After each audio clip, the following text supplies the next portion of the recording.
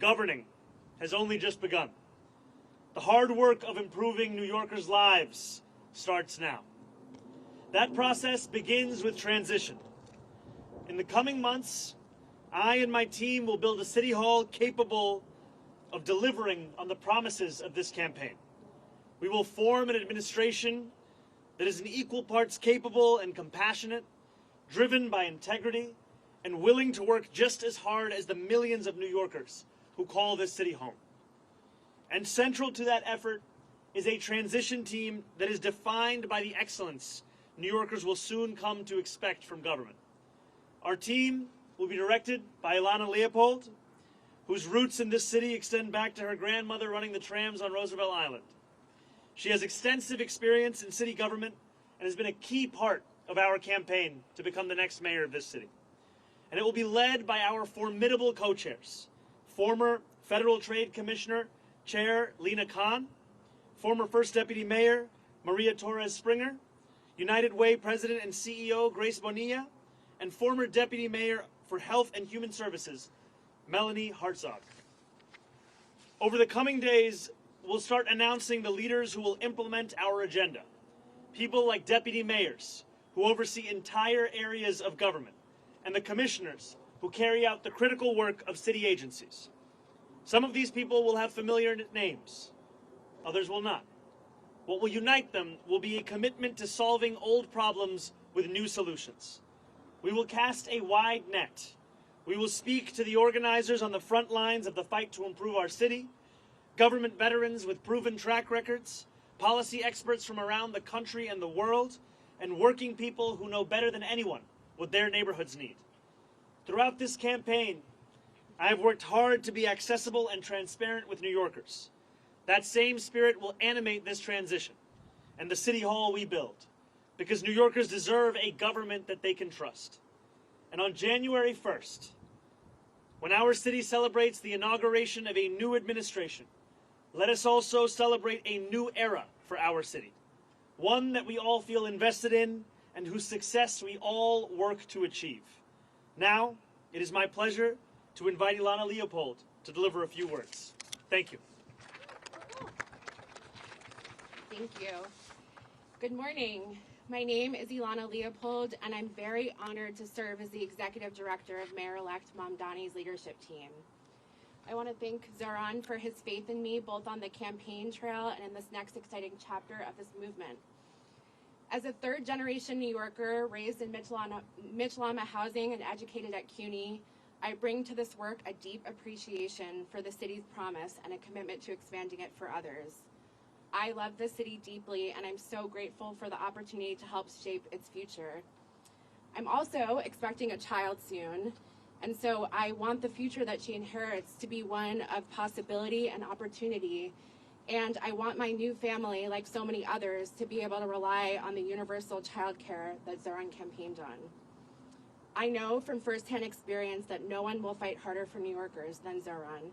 He has the vision and ambition necessary to drive down the cost of living so that families like mine can afford to live in the city we've built. I cannot wait to help our next mayor build a government for and by all New Yorkers. Thank you.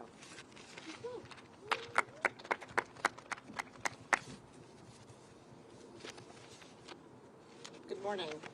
My name is Grace Bonilla, and I am excited to be with all of you today. I want to congratulate Mayor-elect Mamdani on his historic victory in a campaign that captured the imagination of so many and centered the needs of working New Yorkers as a North Star. I'm honored to be part of a transition team and eager to work with you to build an administration that will work tirelessly to ensure working New Yorkers can finally afford to live and raise their families in the city that they love. As a native of Queens and a daughter of Ecuadorian immigrants who has dedicated my career to fighting for vulnerable New Yorkers, this appointment means a lot to me, particularly at a time when our immigrant communities and the people I serve are under attack. As we stand here today, 1.8 million New York City residents are without benefits to feed themselves and their families because of the inactions from the federal government. I am confident that Mayor-elect will always stand by New Yorkers and fight against any federal encroachment and that target the programs our neighbors need to survive. I look forward to helping him to build working to build an effective government that keeps every New Yorker safe, healthy, housed, and built on the promise of our city and the brilliance of our people. Ahora en español. Ante todo, quiero felicitar al alcalde electo Mamdani por su victoria histórica y por una campaña que cautivó a tantos y que le dio prioridad a las necesidades de los neoyorquinos luchando por sobrevivir en esta ciudad. Estoy muy orgullosa de formar parte de su equipo de transición y estoy lista para trabajar con usted para construir una administración que se esfuerza incansablemente para garantizar que todos los neoyorquinos puedan finalmente vivir y criar a sus familias en esta ciudad que tanto amamos. En este preciso momento, 1.8 millones de residentes de la ciudad de Nueva York carecen de beneficios para alimentar a sus familias y a sí mismos, debido a la inacción del gobierno federal. Confío que en el alcalde electo siempre defenderá a los neoyorquinos y luchará contra cualquier acción federal que afecte negativamente a los programas que nuestros vecinos necesitan para sobrevivir. Espero poder ayudar a construir un gobierno eficaz que garantice la seguridad, la salud y la vivienda de todos los neoyorquinos y que aproveche el potencial de nuestra ciudad y el talento de nuestra gente. Muchas gracias.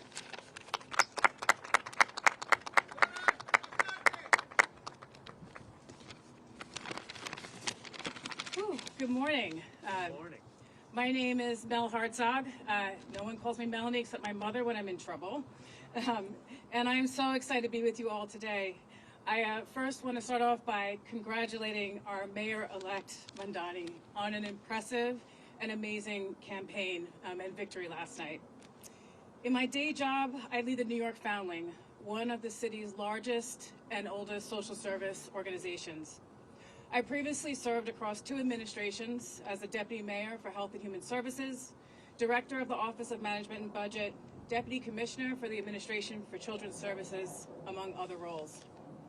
There's one thing I've been reminded of in this work, time and time again.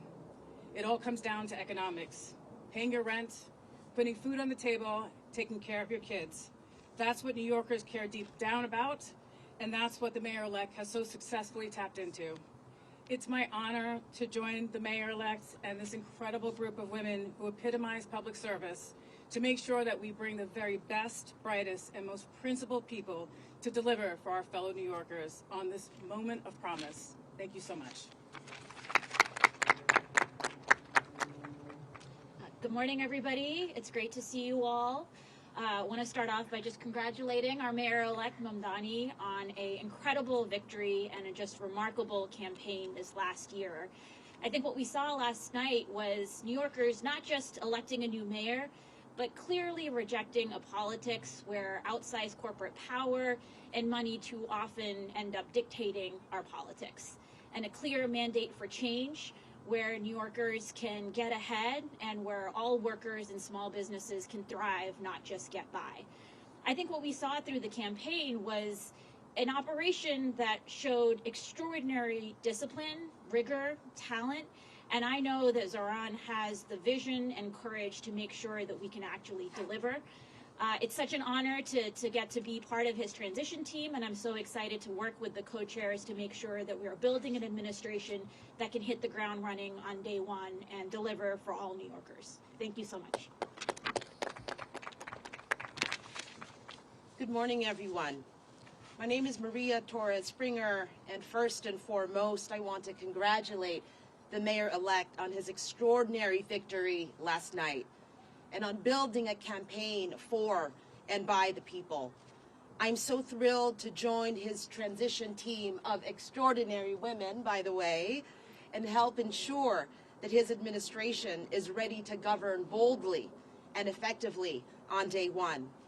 As the daughter of immigrants who believed in the promise of this country, and as a proud New Yorker who loves and believes deeply in this city, I have so admired the way the Mayor-elect ran a campaign that reminded us that home is both our greatest challenge and the greatest hope for our future. I remain deeply proud of the work that I did across 3 mayoral administrations to make our city more affordable and more just. This has been my life's work. and I'm eager to bring that experience, all of the lessons learned, what worked, what didn't, to help the mayor-elect achieve early, tangible wins for New Yorkers. Despite the headwinds we face as a city and as a country, the mayor-elect has truly rekindled something very powerful: our shared faith in New York's capacity to do big things and to dream boldly. Importantly, he and I share an undimmed belief in government's capacity to deliver for working people, an undimmed belief in public servants' capacity to not just meet, not even just exceed, but defy expectations. So thank you, Mayor-elect, for this opportunity. I look forward to helping you build an administration that gets to work joyfully and urgently to lower costs, build homes, expand childcare, and ensure that every New Yorker can build a life of dignity in this city that we all love. Thank you. Everyone, we'll take your questions, and the co-chairs are available to answer questions as well. We'll start with you, Marcia.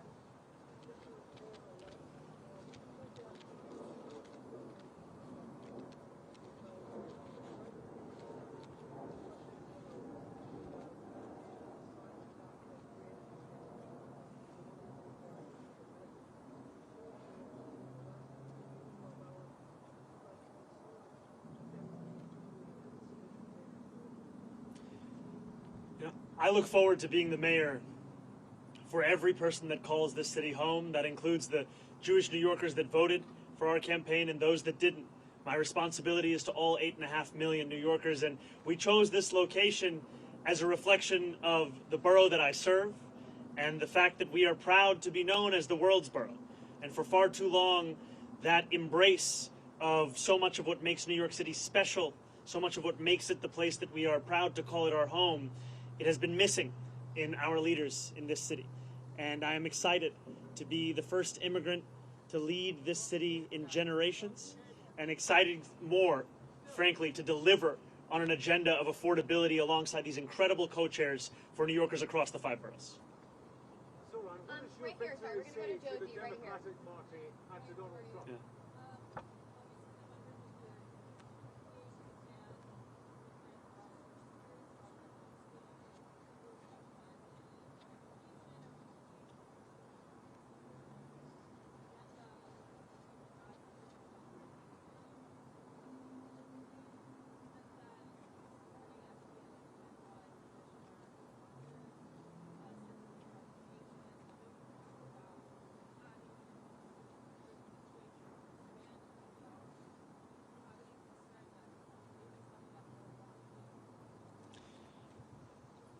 I look at these 4 incredible co-chairs of our transition team, and what I see are those who have had their careers defined by an excellence that we want to characterize the very city hall that we are looking to build.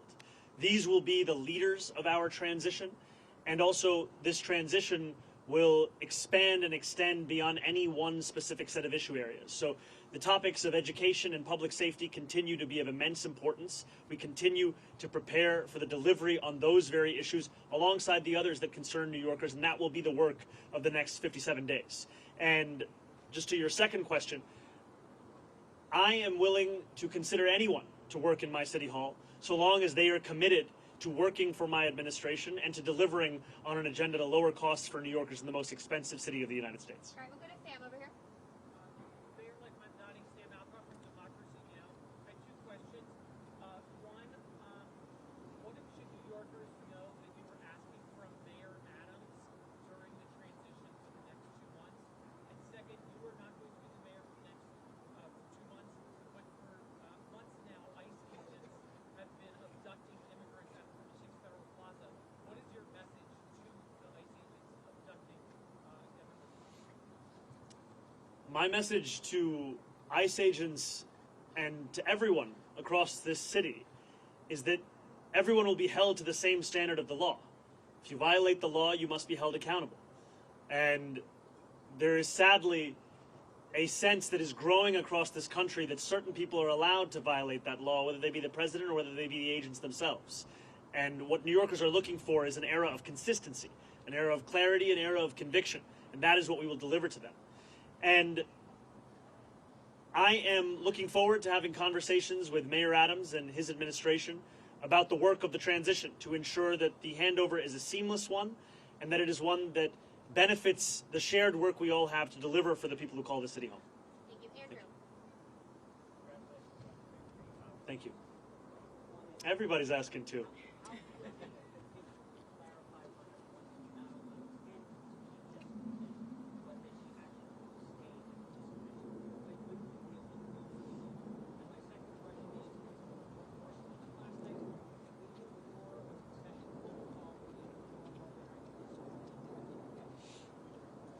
I've made my intention clear to retain Commissioner Tisch, and I look forward to having conversations with her on that very subject. Last night, I spent time with my wife, with close members of my team, as we watched the results come in. I spoke briefly with Curtis Sliwa, and then I headed to address the thousands of New Yorkers that were there, waiting to hear of what this new era of government will look like. And that is always my focus. Not on the candidates of this past election, but rather on the people that are so often left behind by our politics, and I look forward to serving them. Yeah, Morgan, go ahead. Hi, sir. How are you? Doing well. How are you, Morgan? Hanging in there. So just two more questions. Mayor Eric Adams just announcing that he plans to offer former employees who were terminated for refusing the second COVID vaccine, offering them to have the opportunity to get their jobs back. Hoping you can react to that. I know that just happened, but also just more broadly, he's also talking about stacking the rent guidelines more. What do you think about some of these efforts that he's making in these last final days to potentially make your job more difficult? The mayor is seemingly unsatisfied with a record of raising rents by more than 12% on more than 2 million New Yorkers, and has gone so far as to consider appointing someone to the Rent Guidelines Board who is known for being a star, I think, on a show called Selling New York. And in many ways, that's the description of what he wants to do over these next few months. I continue to believe in the importance of delivering relief for the 8.5 million people who love this city, who live in this city, but cannot afford to continue to be here. And last night I spoke of Wesley, an 1199 organizer that I met outside of Elmhurst Hospital less than a week ago. And as I asked him how long it took him to get to work, he told me 2 hours. I asked him, where were you coming from? He told me Pennsylvania. That, for many New Yorkers, is now the reality, where they have to live elsewhere because they can't afford to live in the place that they love. And that has to be our compass in guiding the work that we do to ensure that we can make this a city that is livable and make this a city that finally turns the page on an era of big money and small ideas. Thank you. Yeah, I'll go to Holly right here.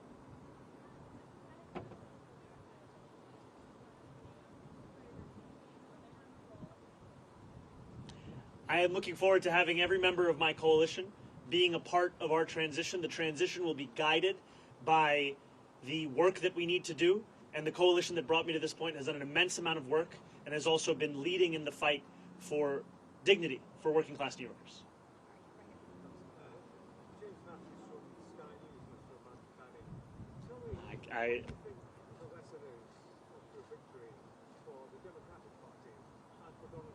Well, first I just have to say I've spent many days in my youth watching the transfer window close, final hours on Sky News, so it's a pleasure to have you here. Yeah, I'm an Arsenal fan. I have to be honest, when you said you were from Sky News, I just got very excited. Could you repeat the question one more time? Tell me, what do you think the lesson is of the victory last night for the Democratic Growth Party, which has been slow to approach immigration, and what's the lesson for Donald Trump? I think the lesson for the president is that it's not enough to diagnose the crisis in working class Americans' lives. You have to deliver on addressing that crisis. This is a president who ran a campaign on the promise of cheaper groceries, and now, as was said by one of our co-chairs, has gone so far as to cut SNAP benefits for close to 2 million New Yorkers. Someone who is literally making it harder to afford those same groceries whose price he was decrying not that long ago. And what scares Republicans across the country is the fact that we will actually deliver on this agenda. And the contrast is something that they cannot bear to witness. And I try to keep my focus similar to that cover on the New Yorker where the world ends at New Jersey, and thinking about what this means for our city instead of for our nation. And I will tell you that for our city, what left me with such great hope last night were the stories from so many New Yorkers who had never voted before, who had lost hope in politics years ago. And to stand here before you, having received over 1 million votes in an election that saw turnout the likes of which we haven't seen since 1969, it shows that politics, once again, is offering more than just a settling for the crumbs that are not able to meet the needs of so many families across the city. We are finally offering a vision that can meet the scale of the crisis in working class New Yorkers' lives. Thank you. Thank you very much. Please.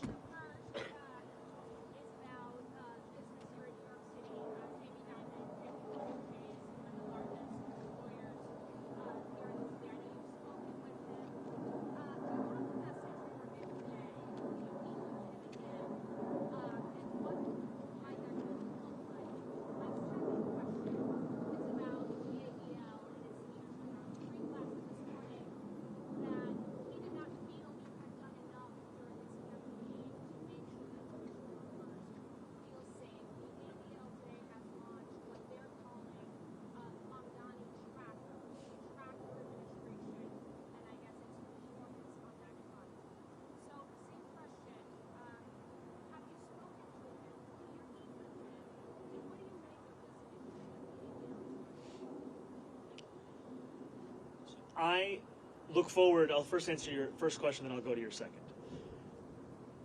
I look forward to meeting with Jamie Dimon and meeting with anyone who is concerned about the future of our city and is invested in the vitality of that same city. And these are not very different from the conversations I had over the course of this campaign with many business leaders who, while we may have disagreements on fiscal policy, we also found many areas of agreement as to what the city actually needed. And I think it is critically important that we start to embody a style of leadership that does not demand agreement across every single issue in order to even have a conversation. We need to be able to deliver for New Yorkers, and that means to meet New Yorkers, even those with whom we have any disagreements. So I look forward to having those kinds of meetings, be it with Jamie Dimon or be it with other business leaders, and continuing to show that our affordability agenda is an agenda that would also benefit businesses across the city. Because what I've heard from many of those same business leaders is that the inability for city government and state government to provide universal child care has led to businesses sometimes having to provide stipends to their own employees given the expense of that child care. Makes sense because child care in this city costs an average of $22,500 a year, which is a burden that many families cannot bear. And I also look forward to streamlining the regulations within city government. I'm someone who believes deeply in the public sector, believes deeply in public regulation, and I also believe if I cannot give you an answer as to why a regulation exists, then it likely doesn't have a good reason to exist any longer. And that extends to when a restaurant owner told me of the $25 a year he has to pay the city for the right to sell a frozen dessert. And it also extends to the way in which we fine and fee small businesses across the city, which is why we've committed to cutting that in half. And I have not spoken to Jonathan Greenblatt. I take the issue of anti-Semitism incredibly seriously. And last night in my speech, I spoke about how my city hall will stand steadfast with Jewish New Yorkers in fighting the scourge of anti-Semitism across the city and making that clear in the actions that we deliver on from January 1st. And I look forward to working with Jewish leaders across this city, whether they be elected officials, whether they be rabbis, whether they be community leaders, to deliver on the promise of not just protecting Jewish New Yorkers, but celebrating and cherishing them in this same city.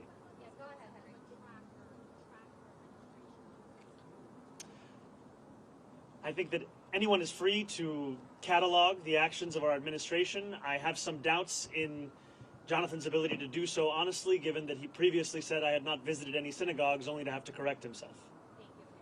Hi, Mayor-elect. Obviously, I have two questions as well. Yes, yes. I hope you'll find It's a two-for-one day. Oh, yeah, a little more interesting. So, on President Trump and on delivering real, tangible results, as you alluded to last night with your new era, as Maria Torres Springer just said, how do you balance, or have you given thoughts of balancing combating President Trump and not getting lost in that fight to where you are not delivering the campaign promises? And second, I'm just curious, kind of in the quiet hours of last night, you got off stage, you went home, maybe you were sitting by yourself, maybe it was just you and your wife. I'm wondering what those sort of thoughts in your head were in those quiet moments after this sort of enormous accomplishment and the weight of what's about to come your way. It's very funny. Everyone is asking two very different questions. I'm not trying to strike the right tone between all of them. New Yorkers are facing twin crises in this moment: an authoritarian administration and an affordability crisis. And it'll be my job to deliver on both. It'll be my job to stand up for the city and also to ensure that we do not look at Washington, D.C. as if it is the reason for all of the problems right here in New York City. Many of the issues we are speaking about, they predate President Trump. They are issues that for too long we have turned a blind eye to, or we have sought to rationalize or normalize. And what I'm so excited by in looking at these incredible women who will be leading our transition is a track record of being able to handle multiple crises at the same time. Crises which so often for others might be the only focus. For so many of the people on this stage, they were one of many. And these are the crises of cost, these are the crises of conviction, these are the crises that have come to describe much of our politics. And I find immense confidence in the fact that we are already building a team that has shown its ability to deliver and that will continue to show that over the next 57 days and beyond. I cannot tell you that I had many quiet moments between last night and this morning, but some things that I have been left with, whether it was in sitting with my wife or with close members of my team without whom none of this would have been possible, is the sense of hope that New Yorkers have. When I left the venue yesterday evening, there were hundreds of New Yorkers waiting outside. And so many of them were young New Yorkers. So many of them, it may have been their first vote they were ever eligible to cast. And in their eyes and in their shouts and in their screams, I heard the potential for what our politics could be. And it's a potential for New Yorkers to not only be able to see themselves in those that lead them, but more importantly, to see their struggles. And just before this, I heard from an immigrant rights advocate who said that the moment that made her whole in the speech that I shared was when I spoke about this city as being one that was built by immigrants, that was powered by immigrants, and now that will be led by an immigrant. I think for too long, many New Yorkers have been told that there are only places in the shadows. And it is incredibly exciting to stand here alongside these leaders to embrace the light that the future will hold for all of us in this city. Yes. Thank you very much. Gracias.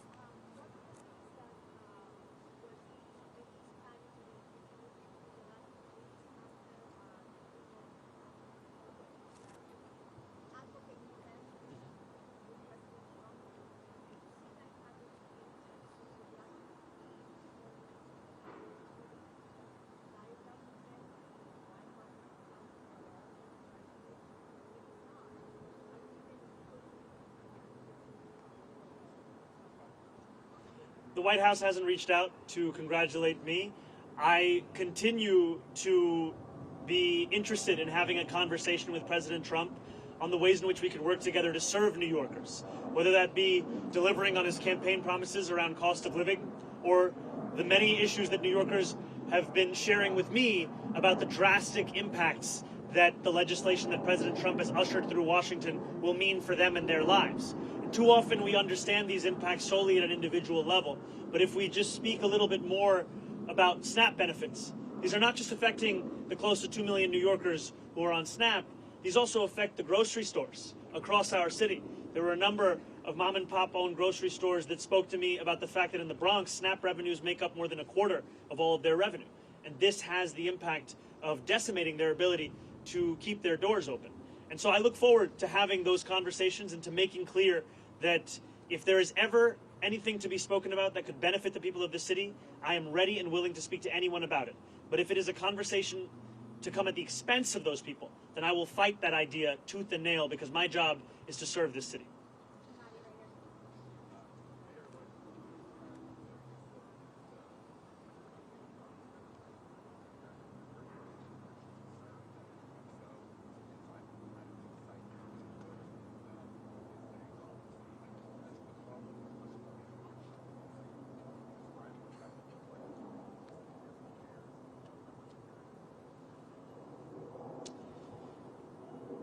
when I speak about Trump-proofing this city, I speak about protecting those with the least from the consequences of a man with the most power in this country.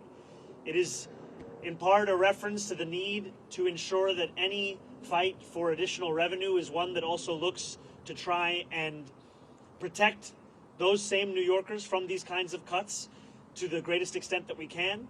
And it's also a commitment to ensure that so many of the storied parts of city government return back to the moments where they were on the front lines of fighting for dignity and civil rights, and I think specifically of our city's law department.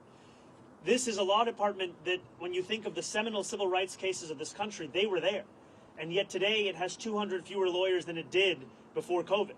This is an example of a lack of interest from an administration in ensuring that we are investing in the tools that have been proven to protect those same New Yorkers.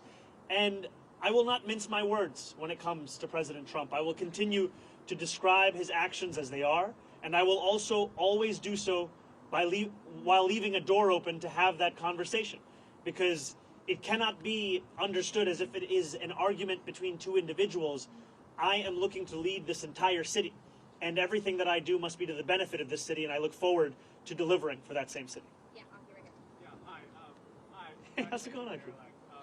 So after your win last night, a lot of critics went to our comment section in the social media newsroom we run, saying, talk to the Mamdani supporters in 6 months, see how they feel. Talk to them in a year, see how bad it's going to get. Do you have any comments on how those folks are reacting and how you're going to improve? Well, first I'd say we've come a long way since that conversation in Astoria Park, and it's lovely to see you here. You know, I think there were many who said similar things when we launched our campaign on October 23rd. Talk to the campaign in 6 months, talk to the campaign in a year, see where they are. And what we've shown is that the hunger, the dedication, the commitment to excellence and delivering in the ways in which we have been told are impossible, this is what will typify our efforts. It has thus far. This is what will describe them moving forward. And the passion, as Maria had said, of an undimmed potential for government to meet the needs of working people across this city, that is something that we fully intend to deliver on. These were not words that were shared as a means by which to inspire people for the purpose of an election. These were commitments that were made that we intend to deliver on to ensure that New Yorkers can live in the city they call home.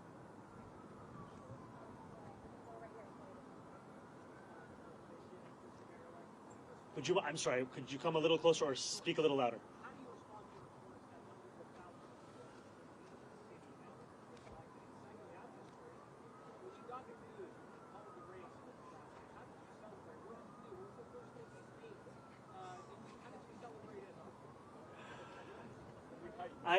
I think the first thing I did was drink some water, and it took a moment for it to settle in. And when it did, oftentimes this job is described with the language of burden, responsibility, pressure. And those things are true. But what is lost is opportunity. And that is really what I felt in that moment when this race was called. The opportunity we have to deliver for people who have come to expect so little from the politics of their city. And that is an opportunity that is at the heart of what motivates me each and every day. And I look forward to fulfilling the trust that was put in me by the more than 1 million New Yorkers who voted for our campaign, and also by New Yorkers who've had concerns or skepticism. I don't begrudge them, because they were subject to tens of millions of dollars in attack ads that told them the thing that should keep them up at night was me, when in fact what I've heard from New Yorkers that the thing that keeps them up at night is the cost of rent, of groceries, of childcare. And so I look forward to earning their trust as well, because my vision of success is not that those who are skeptical leave this city, it's that those who are skeptical stay here in this city, and that we build a city that has room for even more to join us. Because this is a city that has to grow, this is a city that has to thrive, and the way that we will do so is by bringing an excellence back into City Hall, where it becomes the expectation, not the exception. Thank you. Oh, incredible.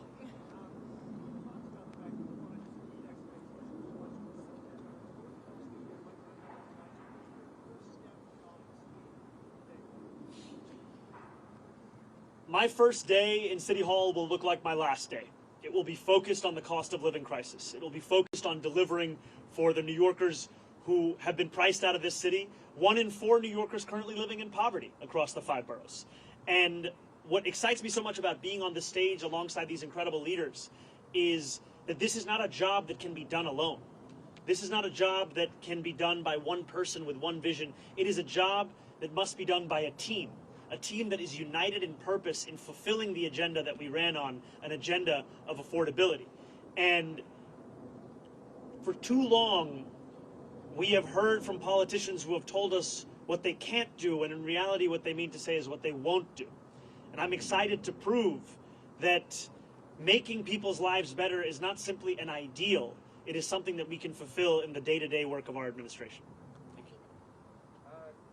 First of all, congratulations. Thank you very much, Ethan. Governor Cuomo has had kind of a working relationship with Trump. He's been very historically hot against him sometimes. Do you think there's anything you can learn from her style of dealing with him, and have you talked with her about that already?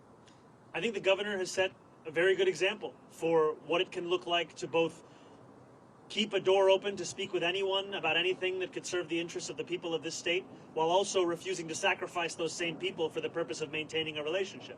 And that is exactly the approach that I will take, is when President Trump wants to do something that will benefit this city, I will be there to say as much. But if he is looking to persecute or prosecute or punish the people of this city by virtue of who they are or where they live or where they came from, then I will fight him on that. And I think too often we have had a style of leadership that seeks to put oneself before the people that you're looking to serve, and my City Hall will do the opposite.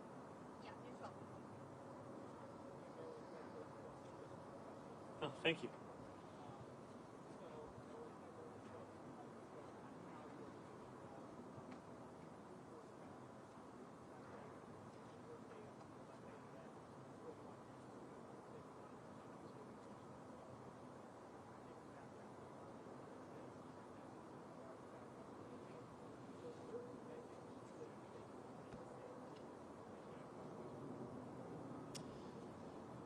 You know, this is a group that exemplifies the excellence I've long spoken about. It is an excellence that New Yorkers have seen across multiple mayoral administrations. It is an excellence that they have seen at the federal level. And it's an excellence that has been displayed amidst a conviction of what government can and should and must do for New Yorkers. And I'm excited by the prospect of them leading this transition to deliver for those same New Yorkers. And I also am clear with the more than 100,000 volunteers who brought me to this point, with the more than 1 million New Yorkers who voted for our campaign, that the work does not end with an election. In fact, it continues until we deliver this agenda. And that delivery will be something that we do over weeks and months and years. And it will be something that we will take immensely seriously, because it is a delivery that will fulfill the hope that so many have put in us.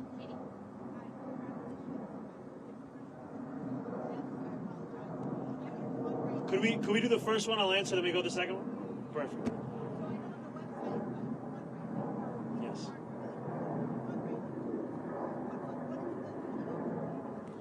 Well, thank you for the question. It's transition2025.com. And, you know, there were a few months ago where I told supporters across this city to stop donating.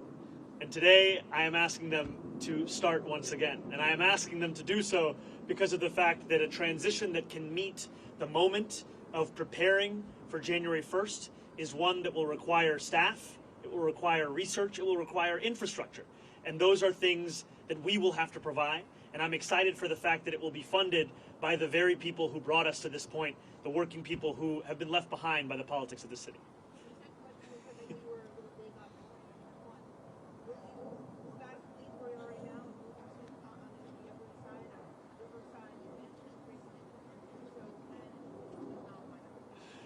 You know, I did get a text from my super late this night.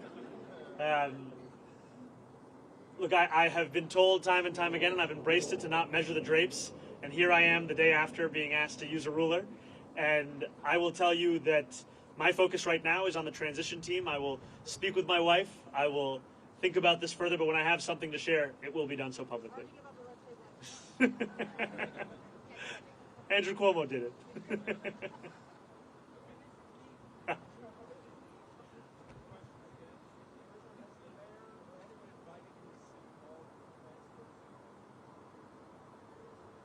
The mayor has not invited me as yet to go to City Hall, but I look forward to having those conversations about the transition.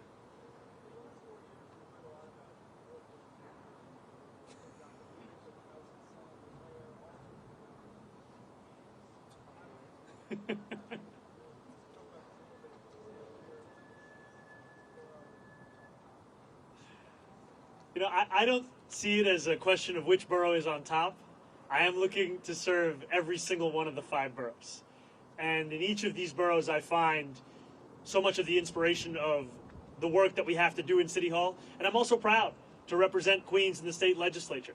I'm proud to be a resident and an assembly member for Astoria and for Long Island City. And I'm proud that we are standing here today in the world's borough to embrace what gives so much meaning as to what it means to be a New Yorker here in this moment today. This guy's trying to get me to go against other boroughs. Unbelievable. Where's the suit? Good to see you.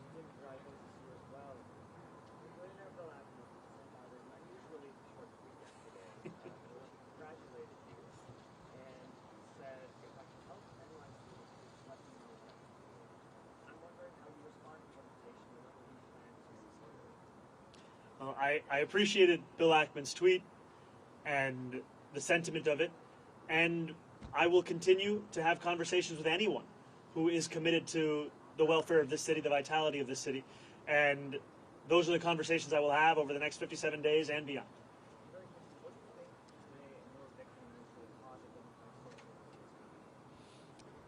I can tell you what it means in this city.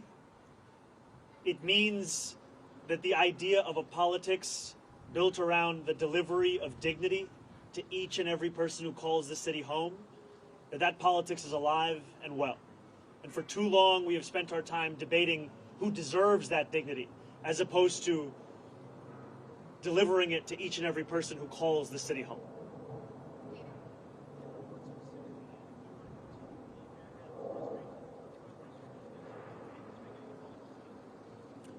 I didn't hear the second.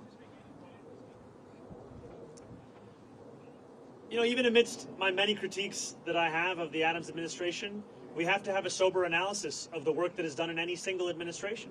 And I think that City of Yes is something that is a significant and good step forward.